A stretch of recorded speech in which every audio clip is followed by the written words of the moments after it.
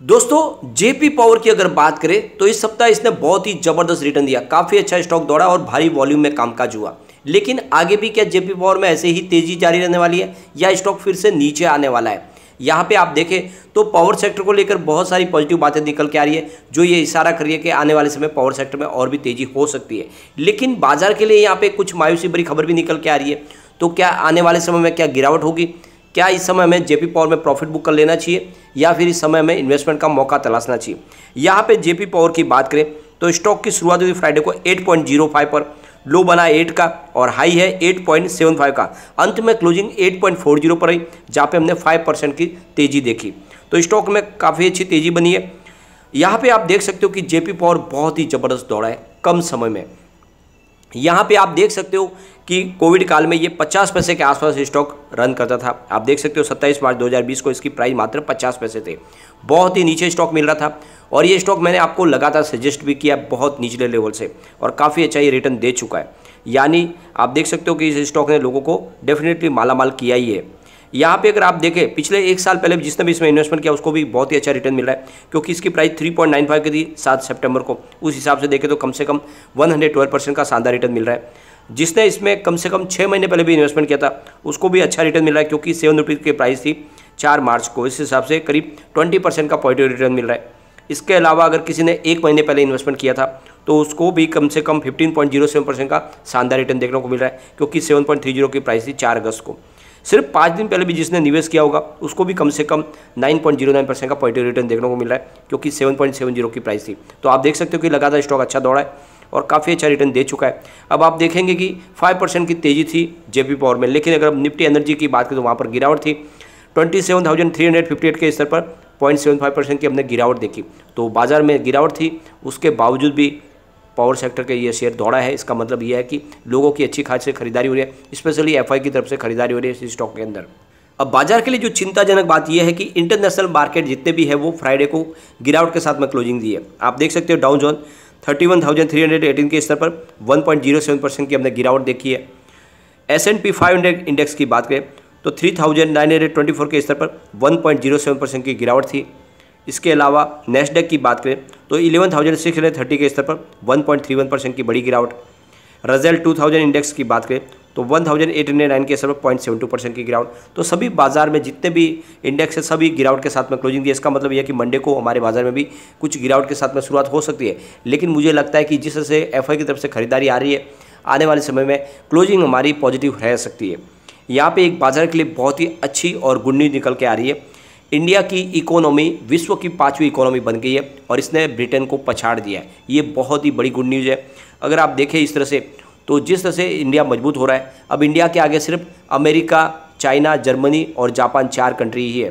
तो आप देख सकते हो इंडिया का पावर जो है विश्व के अंदर बढ़ रहा है, और इसी वजह से आने वाले समय में एशियन मार्केट में जिस सबसे बड़ा इन्वेस्टमेंट आ रहा है वो इंडिया के बाजार में, और ये लगातार और बढ़ेगा। ऑलरेडी हमने पहले डिस्कस किया है कि एशिया के 9 बाजार में जो एफआई ने इन्वेस्टमेंट किया उसमें से 76% का अगस्त महीने में इन्वेस्टमेंट सिर्फ इंडियन बाजार में आया है। और जिस तरह से ये अभी आंकड़े निकल कर आए, इंडिया 5वीं इकोनॉमी बन चुका है, तो यहाँ पर इन्वेस्टमेंट और आने वाला है। ऐसे में आप देख सकते हो कि स्टॉक काफ़ी तेज़ी से आगे जा सकता है, क्योंकि लगातार हर क्वार्टर में यहाँ पे एफआई का निवेश आ रहा है जेपी पावर में। तो जेपी पावर का भविष्य उज्जवल होने की पूरी संभावना बन चुकी है।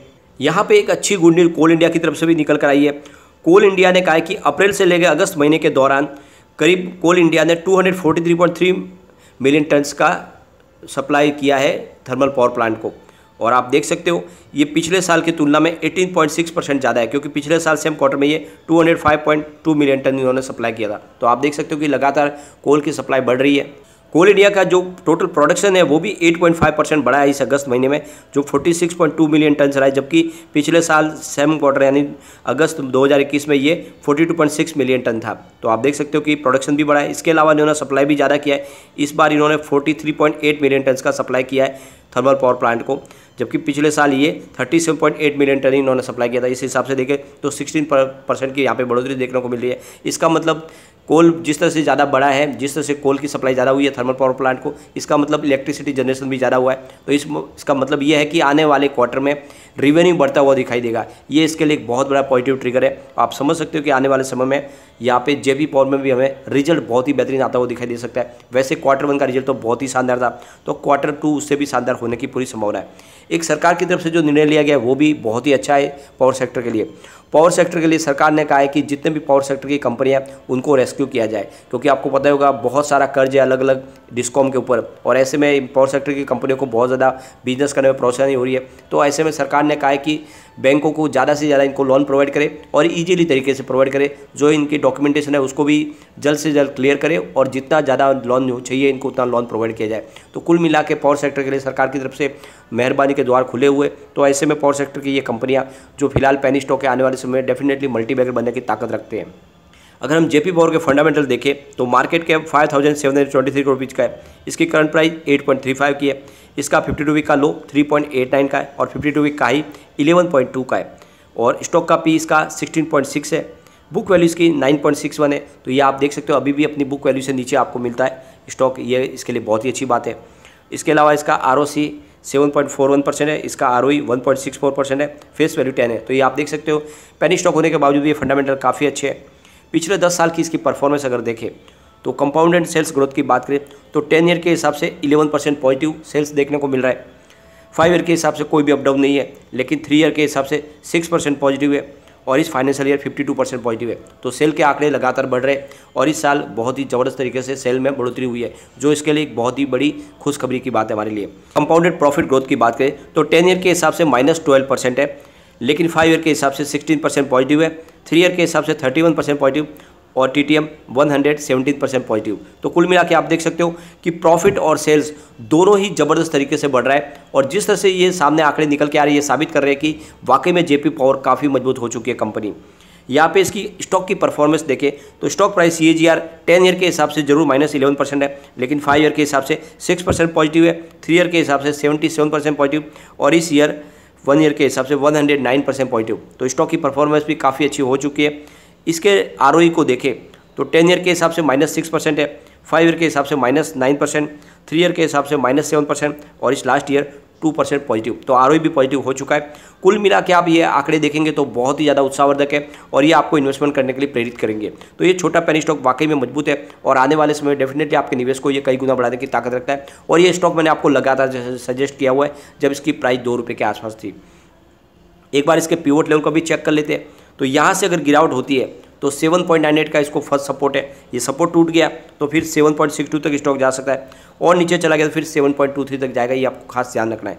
लेकिन अगर पॉजिटिव माहौल बनेगा और ऊपर की तरफ मूव करेगा स्टॉक तो फिर 8.73 का फर्स्ट रेजिस्टेंस है। वैसे अगर आप देखें तो इंट्राडे में ये फ्राइडे को इसको ऑलरेडी ब्रेक किया है क्योंकि 8.75 तक प्राइस जाके आई है। सेकेंड रेजिस्टेंस इसका 9.12 का निकल के आ रहा है, इसको पार करते ही 9.48 तक स्टॉक जाएगा, यानी 9.5 तक जा सकता है और 9.5 तक अगर पहुंच गया तो फिर 2 डिजिट में भी जा सकता है। तो बिल्कुल इन्वेस्टमेंट करें और लॉन्ग टर्म के लिए बने रहे और जिसका शॉर्ट टर्म का नजरिया उसको समय समय पर प्रॉफिट बुक कर लेना चाहिए, क्योंकि कोई भी स्टॉक एक तरफा आपको दौड़ते हुए दिखाई नहीं देंगे। लेकिन फ्रेंड, कोई भी इन्वेस्टमेंट करने से पहले अपने फाइनेंशियल एडवाइजर से बारे में ले ले या अपना खुद का रिसर्च करें, क्योंकि मैंने वीडियो आपके एजुकेशनल पर्पज़ के लिए ही बनाया है। वीडियो पसंद आए तो लाइक शेयर जरूर कीजिए और चैनल को सब्सक्राइब कर दीजिए। Thank you friend.